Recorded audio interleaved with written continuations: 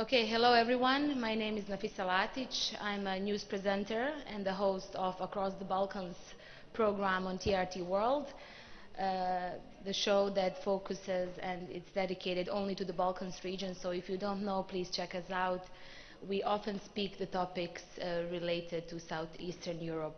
Welcome all to Antalya Diplomacy Forum. If you're just arrived, this is a panel session dedicated to the Balkans titled Reconciliation Dialogue in the Balkans. Now, before I introduce my outstanding panel, you already see their names. It's quite a panel. I think we needed a bigger room because I'm so happy to see so many of you here. Now, let me give you a brief overview of the topic that we will discuss today. History has demonstrated on many occasions that peace and stability in the Balkans is crucial for peace and stability in Europe and beyond. Although there has been some progress in securing, stabilizing and reforming the institutions and economies in the Balkans in the last decades, relative peace and stability remain fragile. There are signs of the same negative environment that we saw in the 1990s returning lately, especially in Bosnia and Herzegovina, which is facing its biggest political crisis since the end of the war. Now, the region is not only prone to internal crisis, but also to external interference. And in the wake of the war in Ukraine, we have heard NATO chief Jens Stoltenberg stress that one of the next regions where Russia could create problems is in the Balkans, in Bosnia, following Moldova and Georgia. Now, against all this background, reconciliation dialogue remains as important as ever to keep the region safe, and I'm aware that the issues that the Western Balkans is facing are too complex to solve in this one panel. But what I would like to do today and to achieve today is to at least assess the situation and see what realistically can be done now in these extremely challenging times, not just for the Balkans, but for the rest of the EU.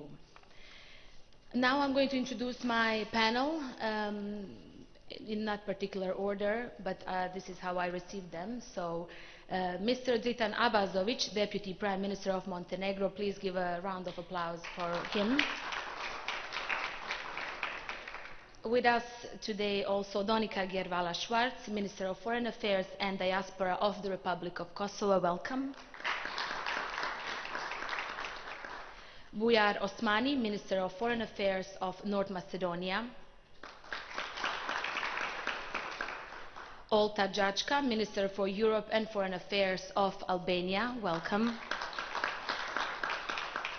And then we have two representatives of the international community, Miroslav Lajčák, EU Special Representative for the Belgrade-Pristina Dialogue. Welcome, Mr. Lajčák. Good to have you with us today. And Christian Schmidt, the High Representative for Bosnia and Herzegovina. Thank you, Mr. Schmidt, for being with us. Okay, before we start, I do want to ask you all to please engage in dialogue every time you feel a need to reply or add something. I will bring in the audience later. I also have a first responder. I will tell you about that a bit later. Mr. Schmidt, let me start with you. As I just mentioned, the war in Ukraine changes a lot of things lately, not just in the Balkans, but in Europe. Can it represent a danger for the Balkans, and can it further complicate already complex situation in Bosnia and Herzegovina? Thank you very much. First of all, I would say so far, situation in Bosnia and in probably parts of the Western Balkans was just driven by internal shortfalls. Now we could come into a situation where external pressure, external interests interfere as well. And the challenge is whether we will be able to manage the coincidence in a way that there is not just escalation, but that is kept in a reasonable way. If you look in a situation, who is responsible?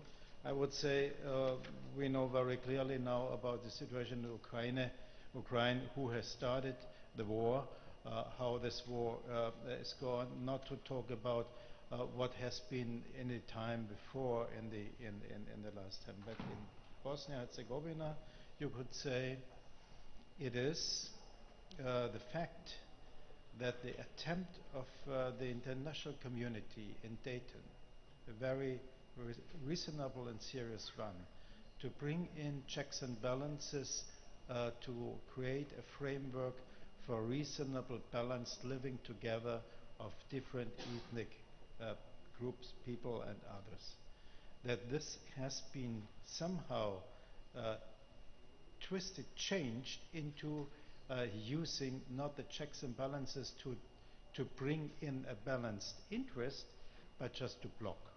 It is a using of all these tools as a blockade.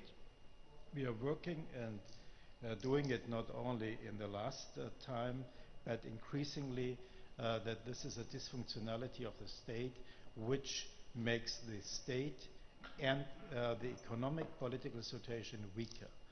A weak situation provokes interest from outside. This is the challenge I see. I do not see that the neighbors around would have any interest in a kind of dissolution. What? In this auditory not, but in this conference there's somebody who has a say in this. He sometimes tells us that there is no any interest of having dissolution, but just look on what is done. It's not, what can I say, the Balkans rhetoric, which is sometimes a little bit more tough than we Western Europeans are accustomed to do, but these are deeds, legislative acts. Yes, and we will have that person tomorrow too on the panel. You're talking about Bosnian Serb leader Milorad Dodik, who yesterday after 100% you have after meeting exactly the EU, the foreign minister of one EU country, Germany, said that he does not have secessionist agenda in Bosnia, that he wants to work towards the EU. So let me bring in Mr. Miroslav Lajčák. Will the EU speed up the membership process for some countries in the Western Balkans now in the wake of the crisis in Ukraine? And Mr. Schmidt already mentioned Mr. Dodik yesterday also asked, which was quite a surprising and a shocking news, let me put it like that, that he also wants to speed up the process of Bosnia. So how did the Ukraine situation change the rhetoric in the Balkans, and did it? Well, seen from Brussels, the view of the Western Balkans has become less technical and more political. So it's now seen less through the optics of clusters and more to the optics of values. So it's really important to see to what extent our Western Balkans partners share our values, and they have all demonstrated that they do, and they have all voted for the resolution in the UN General Assembly. The views expressed were also quite clear. That's very important. What we also expect is that they will not add up to the problems EU is dealing with, but they will demonstrate their ability to be part of the solution, not part of the problem, and in addressing the well-known issues. European Union, of course, is processing the request from Ukraine to grant candidate status with eventual membership. The reaction here is this must not be done to the detriment of the Western Balkan partners who have been part of this process. So there is a political will to speed up this process, but it cannot be one-way street. So let's be very clear that every country here knows what they need to do, and there is greater willingness on the European side to respond more positively than probably a month ago, but it will not become by default. We have here today the ministers and one deputy prime minister from the countries that want to join the EU. Seems like this process is still extremely slow. The region is losing patience, Mr. Lajčák. Mr. Macron just recently said that he called for clear accession perspective of Western Balkans. What does that actually mean? And can we get some concrete steps? What can we expect in the coming years? And who is here the front runner when it comes to the EU accession talks? Well, each of the 6 Western Balkan partners is part of the accession process. The front runner is Montenegro because Montenegro has opened all chapters. But every partner here, every country here knows exactly what needs to be done. So I expect as a first step, of course, to allow for holding the intergovernmental conference and start accession negotiations for North Macedonia and Albania, and I really expect this to happen during the current French presidency. I also have expectations that finally the citizens of Kosovo will be granted visa-free regime. This is long overdue and well deserved. We are making slow but we are making progress on the dialogue between Kosovo and Serbia on normalization of relations. And we are working on the next meeting between the leaders. Of course, there are several crises that need to be addressed in Bosnia and Herzegovina. Again, I really believe that the internal political dialogue which Christian is promoting is the key here. So there are no unknowns in this process. Each of the partners knows exactly what's on their agenda. And as I said, let's use this momentum when the process has become, again, more political and less technical. And let's show that you are ready to do your part, and then you can rightfully expect and demand that the European Union will do its part. And I agree that this process has been way longer than it should have been, but right now there is a momentum which should be seized. Let me bring in Minister Jajka. I know she has to leave soon because of some other commitments. How is this perceived in your country, Minister Jajka? What are the possible consequences of the EU falling short in addressing the expectations in Albania in this particular example? Well, thank you very much. A couple of months ago, the idea of war in Ukraine, of hospitals being bombed, of civilians being killed, seemed incredible. When the war started, it seemed incredible that the Ukrainian people would resist so heroically and so totally, humbling what is one of the most powerful militaries in the world. And it seems as if suddenly things that were incredible or unimaginable just a short time ago suddenly became not just possible but received knowledge. For many years, and I say this because I want to compare it to how we feel about this, for many years, not months, we've kept talking with our European counterparts, with the European members, and raising the alarm about the danger of the Western Balkans or the vulnerability of the Western Balkans to third actors. And they're meddling for attention, which would then cause instability. And in particular, Russia, with its attempts to sabotage the Euro-Atlantic perspective of the whole region, to little avail for the most part. But in conversation after conversation, I remember talking to everyone, and this is the perspective of our country, that the European Union was not thinking strategically, was not adopting a strategic approach to the security and to the European perspective of the region. Because integration was being stalled, the merit-based process that we had embarked on, although we had fulfilled all the obligations, we had done all of our homework, was being artificially stalled, and it created a vacuum. It lost credibility. The European Union How lost dangerous is credibility. this vacuum that was created in the last couple of years? Well, we know that there is no vacuum in geopolitics. And unfortunately, some 10 or 15 years ago, the European Union was the sole actor that was influencing what was happening in our region. And 10 or 15 years ago, it's no longer so. There are third actors, as I said, meddling for attention and for influence. And unfortunately, it's much easier to do what they aim to do, which is to undo what has been achieved by the integration process, the Euro-Atlantic integration process, which should be credited for a lot of the progress and the incredible things that have happened in our region since the 1990s, when we've seen war and we've seen destruction. But all the efforts that we've done so far, of course, in a merit-based process, to overcome all those challenges that we've seen in the past 20 years. So in a sense, if I may put it this way, the tragedy in Ukraine has been for us a "we told you so" kind of moment in relations with the European Union. Don't get me wrong, I don't want to be overly critical of the European Union because, as I said, the Union has done an amazing job in our region.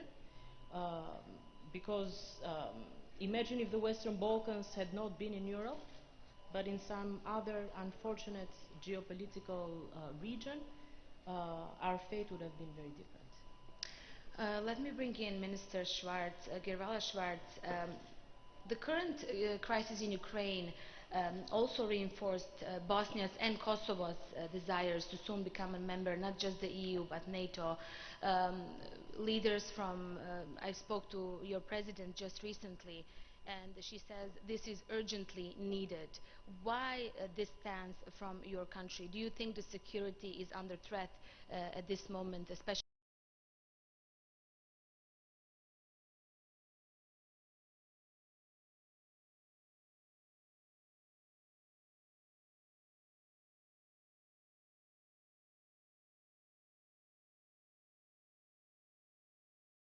Problems. If you don't work on solving them, they will not just disappear.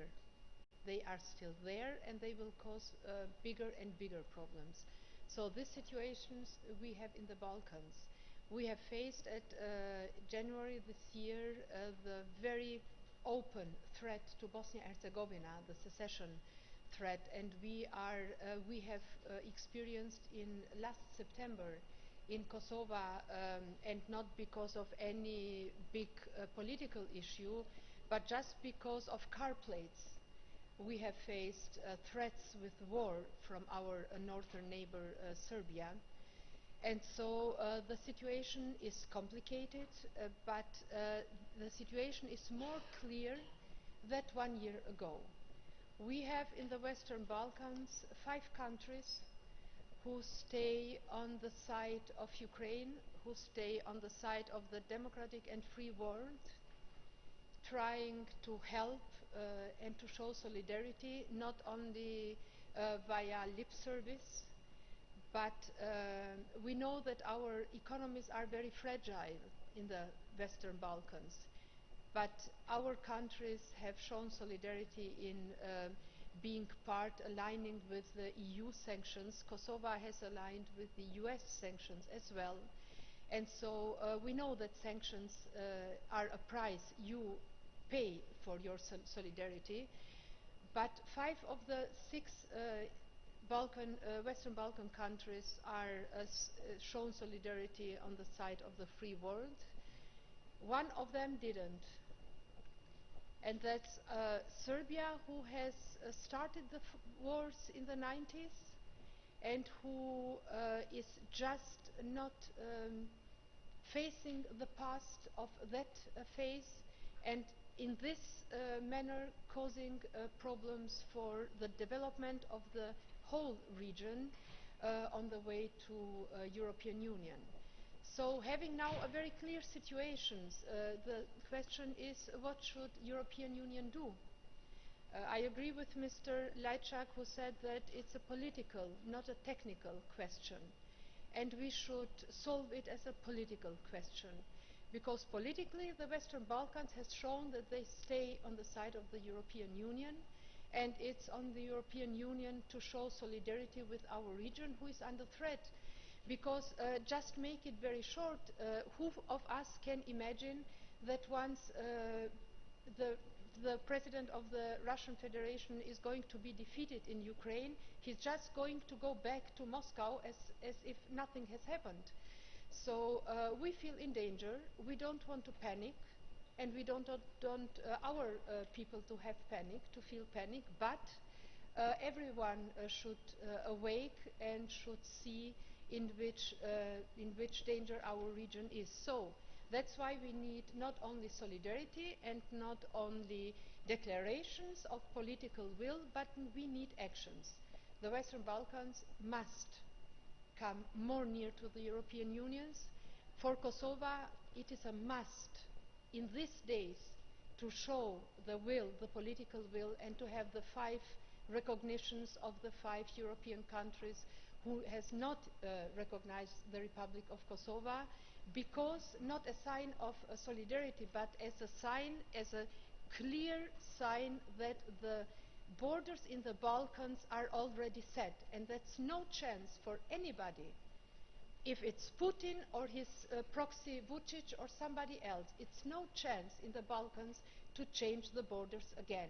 And the recognition of the Republic of Kosovo will be that message. At the same time, being surrounded by NATO members, Kosovo, except of Serbia, sure, who every day tells us that they have no interest of becoming part of NATO. We need Kosovo to be near to NATO, and we need Bosnia-Herzegovina to become near to NATO. And Well, speaking of NATO, I'm going to bring in now Minister Osmani. Should we be worried about the new conflict in the Balkans, and how significant is for countries like Kosovo and Bosnia to join the NATO as soon as possible? Thank you so much. Let me first thank Antalya Diplomacy Forum for the opportunity to have an exchange on Western Balkans today. Not that we've been lacking debates on Western Balkans, but I think the context has changed, the world has changed, and this is the first panel on Western Balkans that I'm participating in after the 24th of February, when the fundaments of the international rules-based order were shaken, and the European security architecture was challenged. I think the world first, I have to address this issue before I respond directly to your question. It's good that the world has united. This was best seen during UNGA vote. The world has united except the Balkans. We still have one country that hasn't joined the EU sanctions. During the UNGA voting, the entire Yes. Western Balkan countries voted in favor, and this is a good start. North Macedonia has proactively participated in all these efforts, in condemnation of the aggression, but also in solidarity with Ukraine and its people. We have reached our alignment rate with EU common foreign and security policies up to 100%. And we are showing solidarity with all means to Ukraine and Ukrainian people. But I wanted to address the difference of how Western Europe and the Western Balkans approached to the aggression in Ukraine. There are few remaining people in Western Europe that are living witnesses of the horrors of the World War II. But there are few people in the Balkans that cannot relate the images of the bombing on hospitals, maternities and kindergartens in Ukraine with their own personal stories.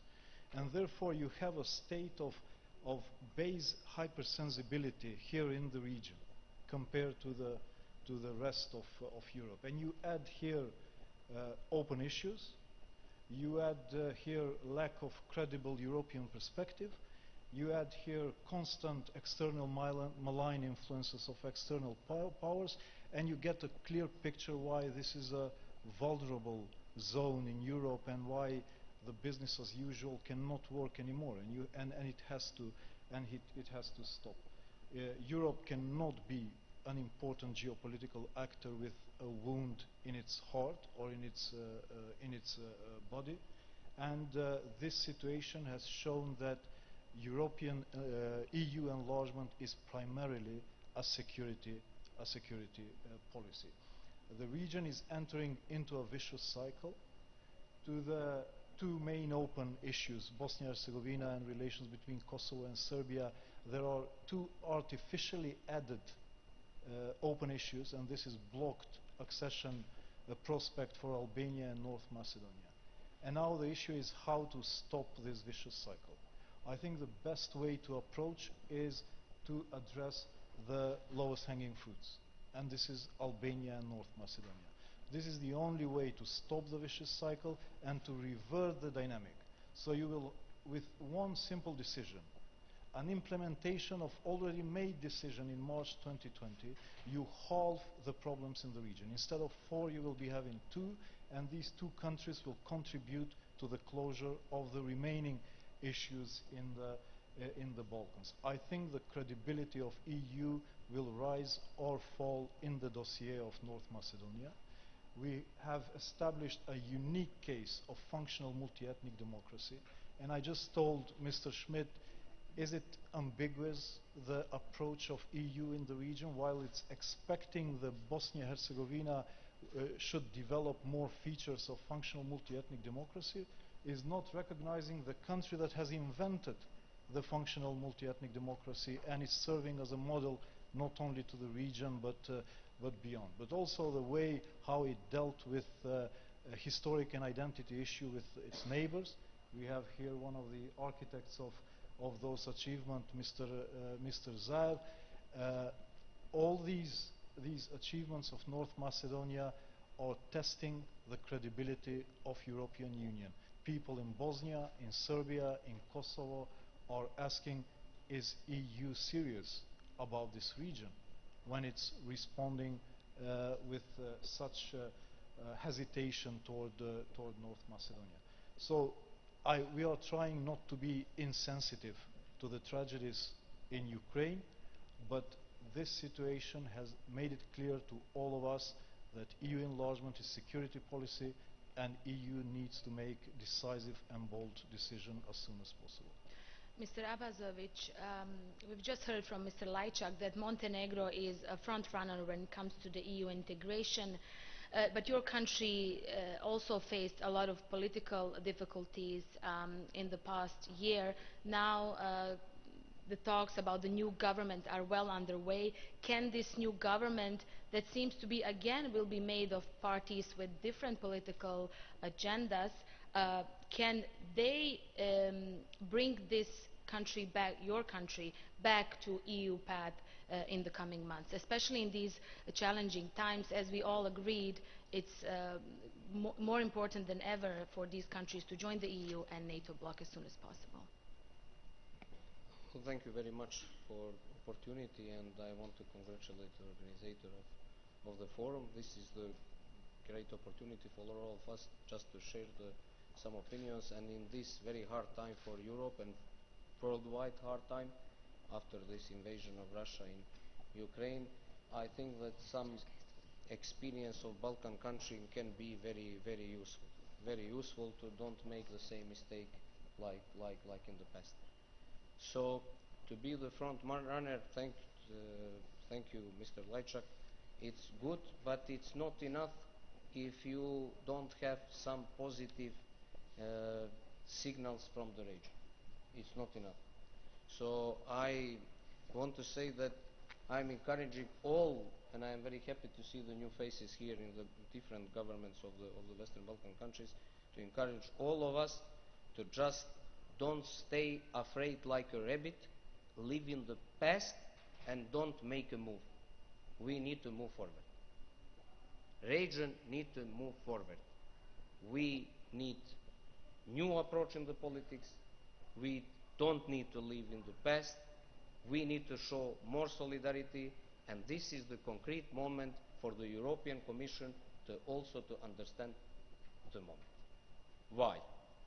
Situation is, I am fully agree with Minister Bujar Osmani also, that situation is like this. If we don't have possibility to move forward, somebody else will use the situation of confusion. This is. So European Commission when you say somebody else, have possibility to support North Macedonia, which sacrifice a lot. And I also want to say that Mr. Zaev, like former Prime Minister, do a lot, sacrifice a lot, change the name to be with western part of the world. Albania also do something. Kosovo needs a liberalization for many years. Montenegro, yes, we have, like all other countries, some internal problems. But if you want to relive the enlargement process, the Montenegro is perfect state to do that, because it's very small, it's not problematic, don't have any kind of open issues with a neighbor, and can make the positive impact and positive symbol also to another countries. This is the moment when we need to be all together, like we decide that we want to be all together with the people of Ukraine in this moment.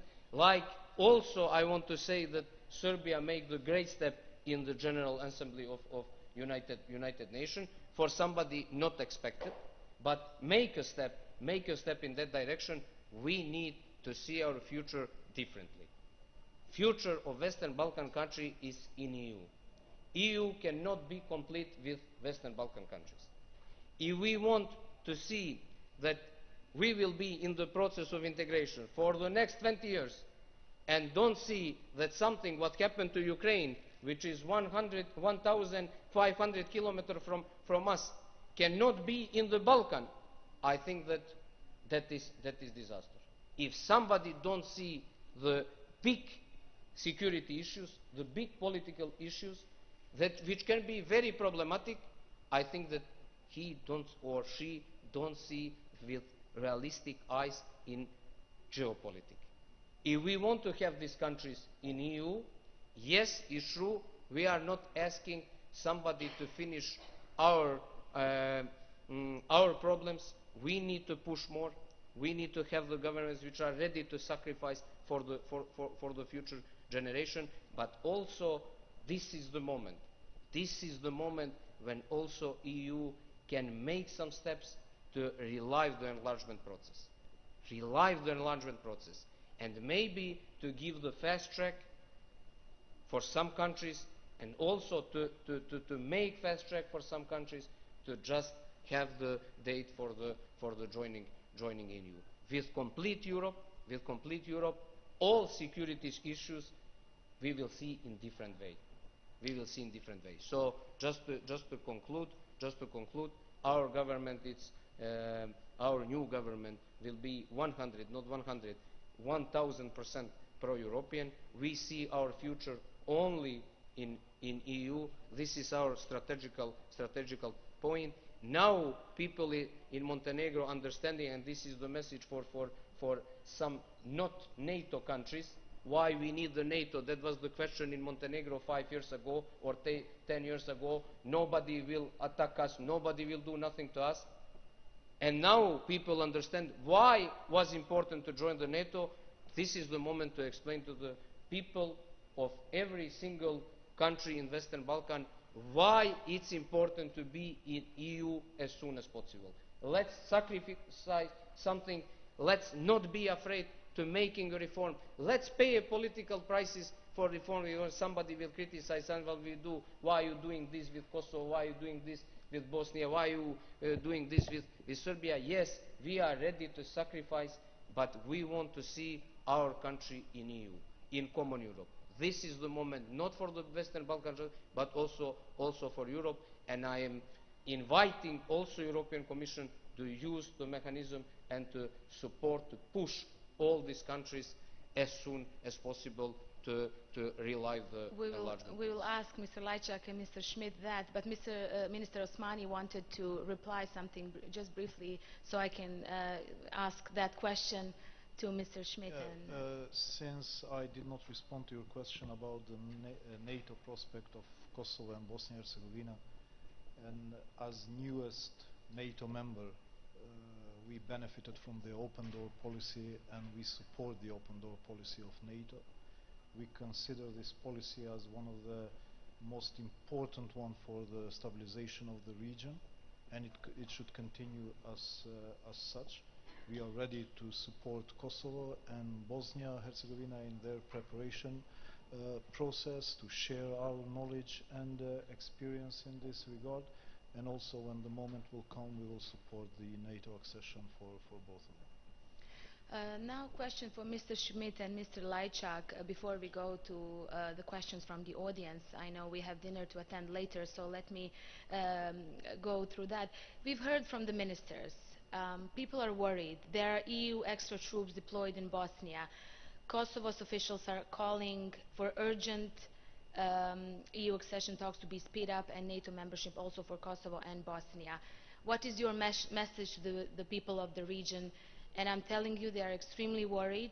Every week we do this topic since the war started on the February 24th. People who've been through war, especially the ones in Bosnia, including myself, are seeing very similar scenes that we've seen in 1992. What is your message to the people? Mr. Schmidt. Thank you. Exactly. If you talk to people in Sarajevo, they are not, as has said, the view of World War II for a personal remembrance in the age of 99 or 101. These are people now as having suffered or having seen where the incapability to solve disputes can lead to. So there has to be a clear message, and I'm not here for European Union, but I'm sympathetic with European Union because it's indeed the only way to make clear that in an acceptable way different positions are changed. This will be the challenge for the next, weeks and months, to make clear that this process of EU accession is a very complicated one, has to be topped by the clear message: we want you, and we have to make clear to all others in the world that you are one of us.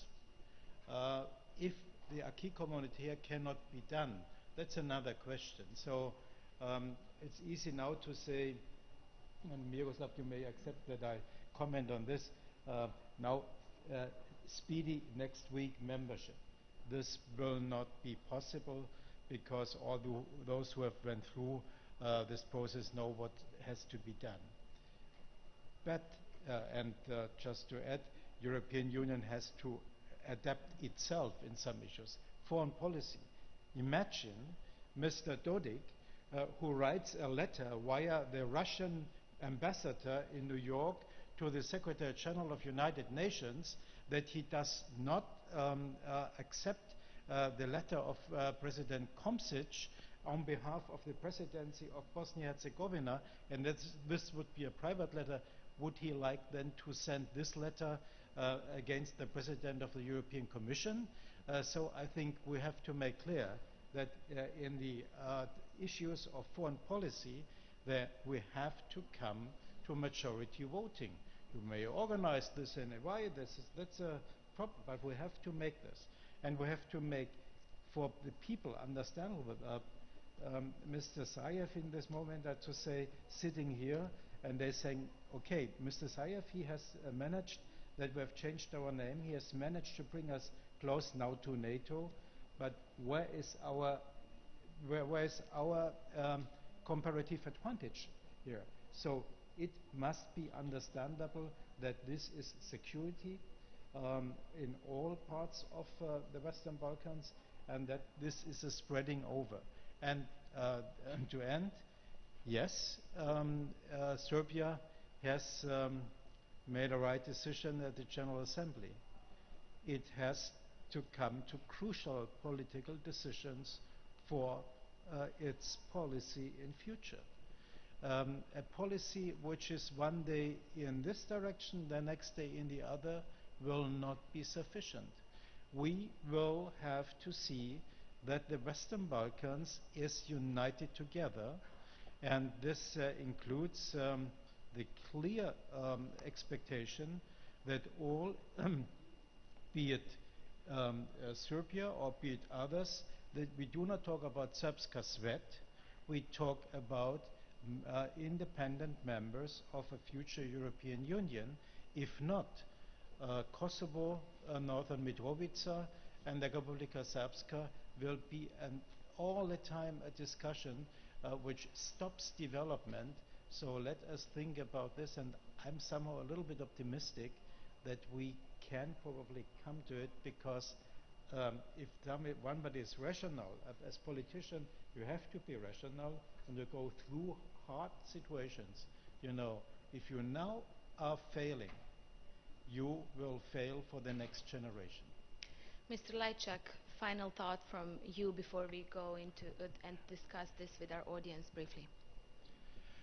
Yes, European Union leaders said very clearly that the future of the Western Balkans is in the European Union. The problem is that they said it 19 years ago.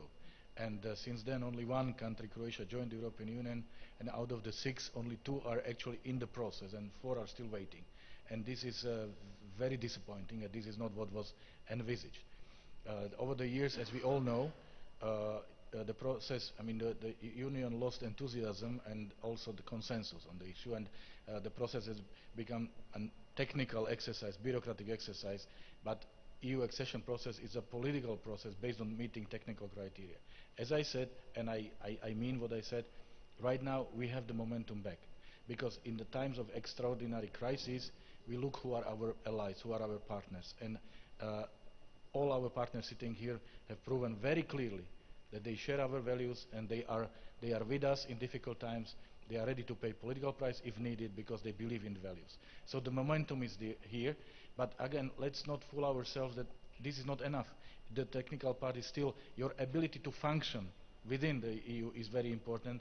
That means that your membership will not weaken the functionality of the European Union. So therefore, use the political momentum, but don't think that it's only a political decision. You have to prove that you are ready to function as countries, as region, and therefore your membership will contribute to the functionality of the European Union. This is as honest as I can be. Thank you for your honesty, Mr. Lajčák. Let's see what happens. A lot of countries here very frustrated, especially North Macedonia that even changed the name, now facing another challenge with Bulgaria. We have new governments in Bulgaria and North Macedonia. Let's see, maybe that will... You seem the most optimistic when it comes to Pristina-Belgrade talks, and now at the end the third crucial problem in the Balkans, the situation in Bosnia. Let's hope that we will all use this momentum. Let me bring in now... I'm strongly advocating for membership, and everybody knows that. That's why, but it's also important that we are honest with ourselves. So it's one thing what we wish, but we also need to prove that we deserve. I think now it's the time for honesty. Thank you, Mr. Lajčák. Let me bring in Mr. Jeronim Bazo, Director of Rakvijak Center for Security Cooperation. He's our first responder tonight. He wanted to make a comment to all my panelists.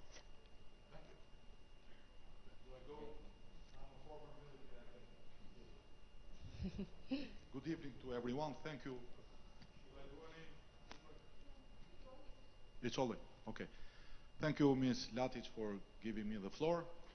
As I said earlier on, I don't have any questions for the panel. They were so marvelous explaining their views and their positions. And I would like to thank, first of all, the Antalya Diplomacy Forum for making me part of this conversation, making me part of this forum. And very grateful to Minister Çavuşoğlu for inviting me. And it's the best place, I thought, to add our forum, our Center for Security Cooperation in the Balkans that we were talking, or in the Southeast Europe, to be part of this bigger forum, or world forum. And it's a very interesting fact, ladies and gentlemen, that all the ministers of foreign affairs representing their countries here, and Deputy Minister of Montenegro, there are members, either members of our organization or participant of our organization, like is the case of Minister Grbala Zvarc from Kosovo. So thank you very much. I would take this opportunity to thank you very much, your countries, for supporting continuously our organization and making it always function. So I just came from another important panel, ladies and gentlemen. Earlier on, it was the Prime Minister of Albania, it was the President of Kosovo, Ms. Osmani, and it was the President of Sierra Leone talking about importance of diplomacy and dialogue. And it came like music to my eyes, because this is our center stands for. This is to foster dialogue and cooperation in the region. And I am here to share with you the thought that dialogue and cooperation are never out of fashion. And it's more important right now in this incredible and terrible crisis when Ukraine is under an unprovoked and unjust aggression. It's exactly the time now that it was already shared, the opinion by the panelists, the esteemed panelists here, that there is no vacuum, such thing as vacuum in geopolitics. And exactly that's what we are trying to do and what I'm calling for in our organization and in the region. It's the most important moment to strengthen and to tighten our ranks, to use a military expression. It's time to strengthen our ranks and to get to understand each other and to continue with dialogue. Because I would also call into help the great thoughts by Reverend Martin Luther King when he spoke about these situations. He said, paraphrasing him now, that people don't get along with each other because they are afraid of each other. And they are afraid of each other because they don't know each other. And they don't know each other because they don't communicate with each other. And that's the core of our problem. We get to understand, to know each other. And what a better place than in the Balkans, in our Southeast European region. Thank you. So Thank you so much. Thank you. Thank you very Do we much have for any your questions attention. from the audience? Okay, we have one question here. I know everyone is a bit tired, and the West and the Balkans particularly is so complicated topic, but let's suggest to the organizers next year, maybe we will have a couple of panels on the Balkans. Hello, can you hear me? Yes.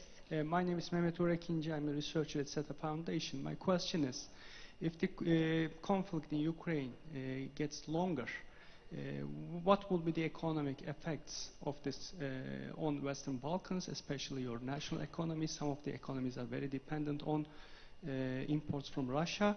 And would also that conflict impact upon the regional cooperation processes such as the mini Schengen? Thank you very much. Anyone want to? Minister Schwarz? Kosovo is a country who has no economical ties to Russia, but even us are facing huge difficulties. In Albania yesterday there have been people on the street protesting against the higher prices, and our people in Kosovo have paid yesterday 3.5 euro for 1 liter oil. Not oil fuel, but oil for salad. That's why I said that we know that sanctions are going to hurt our economies, but that's the way you show where you stay. And here was mentioned that Serbia has voted at UNGA for the solidarity with Ukraine, but in condemning the situation, but at the same time not being part of the sanctions means trying again to sit between two chairs, and that should not be possible anymore, because it's not the rest of the Balkans, Western Balkans, who should always pay the price for the politics that Serbia is making. That's enough. Now it's time to show that we are all together, and if Serbia, and that would be a great thing to do, if Serbia wants to join us, they are very welcomed. But Serbia has to tell us if they want to join us. So the economies are suffering. They started to suffer, and we don't know how long this will be. Mini Schengen was an initiative from 2017 who started as an initiative of 3 men, and in my opinion that was what is now called open Balkans, because you ask yourself, open to whom? Open to Russia? To Russia's influence in our region? We have enough of that. We have seen what has happened in Ukraine when you have to rely on Russia. And we all together don't have any interest in giving Putin a leverage in our region. That's why, in my eyes, Open Balkan is a dead initiative, because now it's 2 countries who stay on the, in my eyes, right side, and one country on the wrong side, and there are so few countries in Europe. It's just Belarus and Serbia who openly stay in support to Putin. So Open Balkan is a dead story, a failed project, and that's why we should engage even more in that what is called the Berlin process, the common regional market, who is really a great chance for our region to move forward. Thank you, Minister Schwarz. Mr. Schmidt and Mr. Lajčák both wanted to also reply. Mr. Schmidt. Just to say, I think that if we will see, as Miroslav Lajčák has had good news, that we probably could expect Northern Macedonia and Albania being in the team of those who are negotiating. I think the confrontation about Open Balkans, mini Schengen and Berlin process gets a little bit less more importance, because it's clear that we want to bring all in the EU access.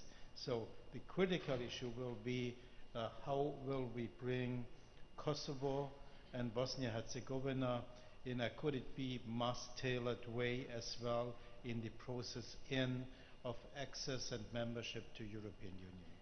Mr. Lajčák, again, conclusion from you. Thank you. Not that I want to have a final word, certainly not. But I want to say one thing. We don't know yet what will be the overall impact of the situation of the war in Ukraine. It will be negative, it will be very bad.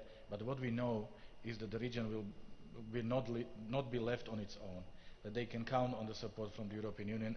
It has always been the case. If I can remind of the pandemics, where the European Union came to rescue with the materials, with masks, with the economic recovery plan of 9 billion. So we are all facing this challenge, but the demonstration of the European future of the region is that the European Union will certainly help the region to cope and to get over the negative impact of the same. So the region will not be left alone. Thank you, Mr. Lajčák. Minister Osmani, just briefly from your comment, we are running out of time, unfortunately. Just a short comment. I think the war in Ukraine has not polarized the world. The situation has no gray zones, but rather is black and white. It's the entire civilized world against Russia, Belarus, Syria, North Korea and Eritrea. And I don't think in our region there is a commodity for sitting on the fence after the 24th of February.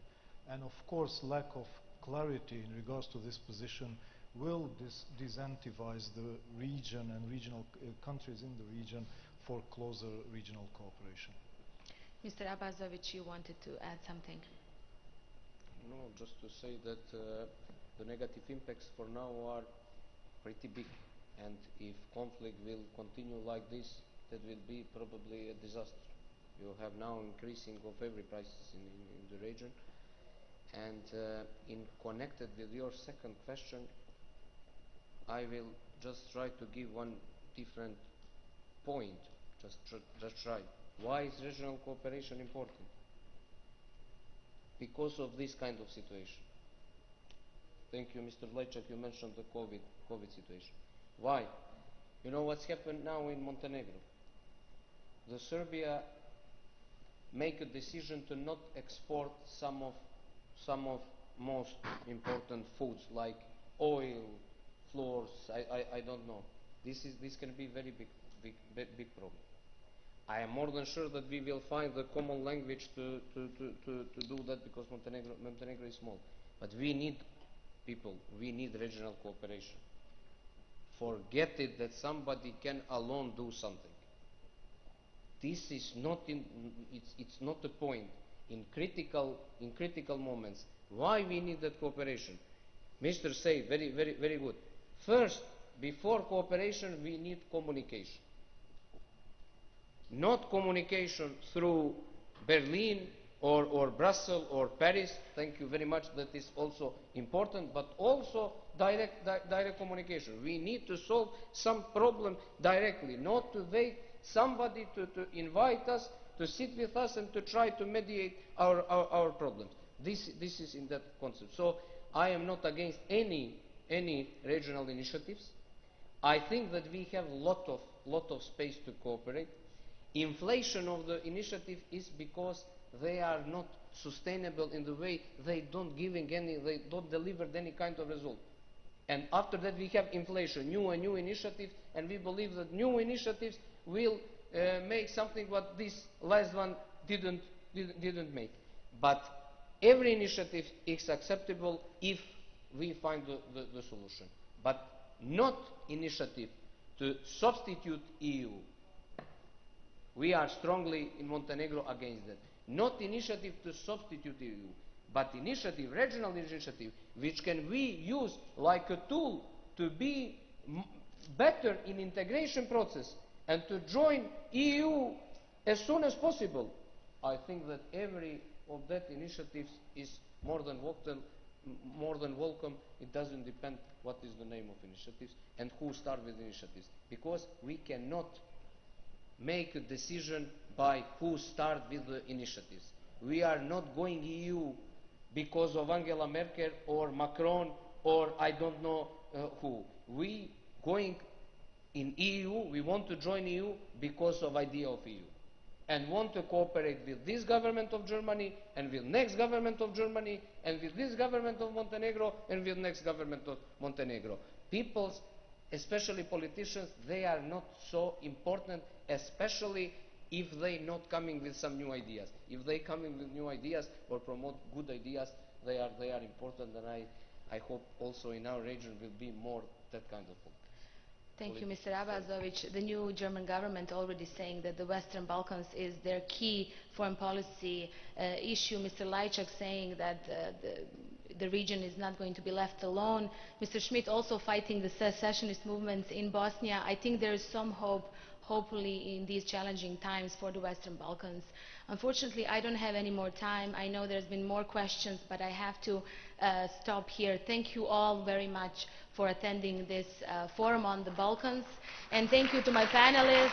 You've been amazing. Thank you all. And I hope to see you again next year with more topics on the Balkans. I'm really happy that I'm seeing so many people from the region here, from the previous governments and the new governments communicating. Let's finish with some optimism. Thank you again, everyone.